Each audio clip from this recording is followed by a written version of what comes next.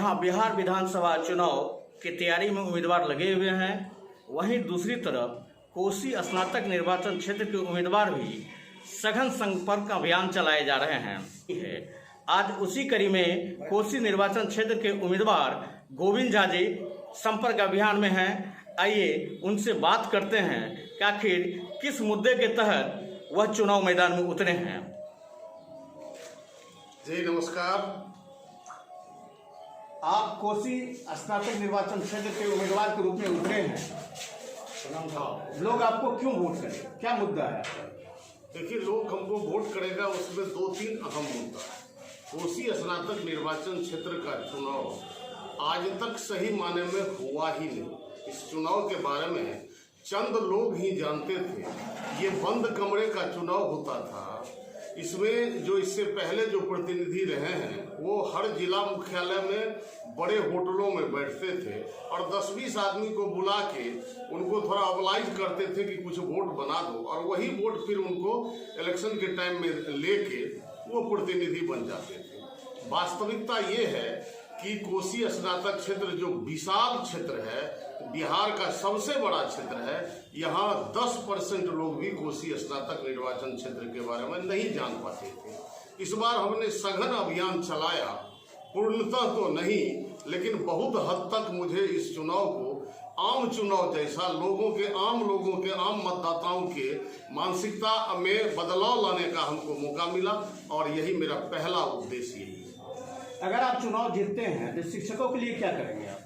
देखिए, अभी जो नियोजित शिक्षकों की समस्या है, एफिलिएटेड कॉलेज के शिक्षकों की, टीचरों की समस्या है, न्यायपालिका में जो हमारे विद्वान अधिवक्तागण की समस्या है, मैं इस सारी समस्याओं से व्यक्तिगत तौर पर रूबरू हूँ।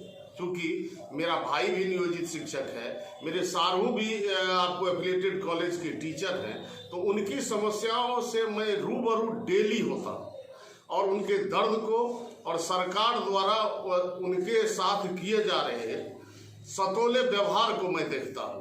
इस पर चुनाव के समय में मैं ज़्यादा नहीं कहूँगी, चूँकि मैं खुद उसको नज़दीक से महसूस करता हूँ, तो मुझे अगर हाउस में जाने का मौका मिला तो मैं उनके दर्द को से निजात दिलाने के लिए उनको सब कुछ करूँगा, सतत प्रयास करूँगा।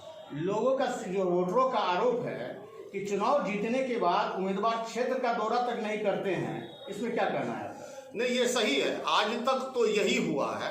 इसकी वजह है कि आज तक कोई सामाजिक और राजनीतिक कार्यकर्ता इस चुनाव में आए ही नहीं। इस चुनाव को चंद लोगों का चुनाव बना के कभी जात के नाम पर, कभी धर्म के नाम पर, कभी पार्टी के समर्थन के नाम पर लोगों ने समर्थन लिया। ये चुनाव आप जानते हैं कि 2 पार्ट में विभक्त है, गंगा के इस पार और गंगा के उस पार। आज तक के चुनाव में प्रायः गंगा के उस पार के लोग ही जीतते रहे। इधर के लोगों से न उन्होंने वोट मांगा और न किसी को वो पहचान पाए। तमाम लोग बिना मांगे वोट देते थे, और बिना मांगे चीज का कोई महत्व नहीं होता है। इस बात का एहसास उन लोगों ने बार बार कराया। अब की बार लोग जग गए हैं, इसलिए ऐसी गलती नहीं करेंगे।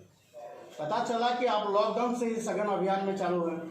मेरा पिछले 1.5 साल से ये अभियान चल रहा है। इसकी वजह ये है कि मुझे शर्म भी आती है ये कहते हुए कि 14 जिला के इतने विशाल क्षेत्र में मात्र 1,01,000 मतदाता है, जबकि इसी क्षेत्र में शिक्षा का हब भागलपुर भी आता है, जहां प्रत्येक वर्ष 1 लाख बच्चे BA पास करते हैं। उस हिसाब से अभी इस क्षेत्र में 50 लाख से ज़्यादा मतदाता होना चाहिए। जागरूकता की कमी, सरकार द्वारा लोगों को जागरूक